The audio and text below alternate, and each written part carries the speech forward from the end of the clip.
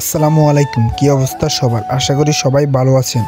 Guys, আজকে আমরা সব বন্ধুরা মিলে চলে আসলাম বুচ্চু গ্রামে ঘোরার জন্য। তারপরে সবাই মিলে চলে আসলাম ব্রিজের উপরে। আসার পরে আমি ভিডিও করে নিলাম। নেওয়ার পরে দেখতেছি নিচে একটা বোট আছে।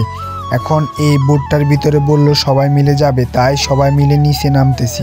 নিচে নামার পরে দেখতেছি নদীর পানির কি উত্তাল ঢেউ, তাই আমি ভিডিও করে নিলাম। তারপরে জিয়াদকে বললাম আমাকে একটা ভিডিও করে দিতে, তাই সে আমাকে একটা ভিডিও করে দিল।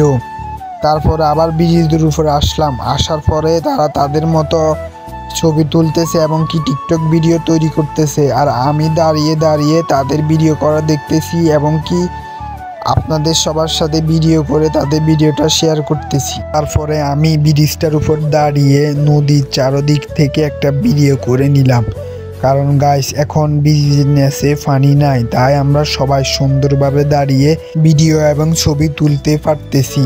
যদি নিচে পানি থাকতো তাহলে আমরা সুন্দরভাবে দাঁড়িয়ে ভিডিও এবং ছবি তুলতে পারতাম না, কারণ সবাই জোয়ারের পানির সাথে ভিজে যেতাম।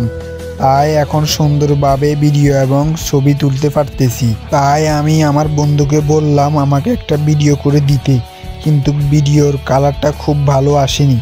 তারপরে দেখতেছি দুইটি ছোট ছেলে একটা বক্স নিয়ে এসে স্যাড গান শুনতেছে।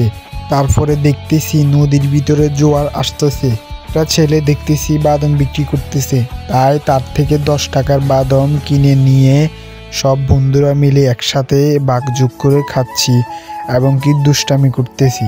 তারা আমার ব্লগ ভিডিও তৈরি করা নিয়ে দুষ্টামি করতেছে। তারপরে সবার পেটে ক্ষুধা লেগে গেল, তাই সবাই মিলে এখানে একটা ছোট্ট হোটেল আছে, সেই হোটেলটার মধ্যে নাস্তা করতে চলে আসলাম।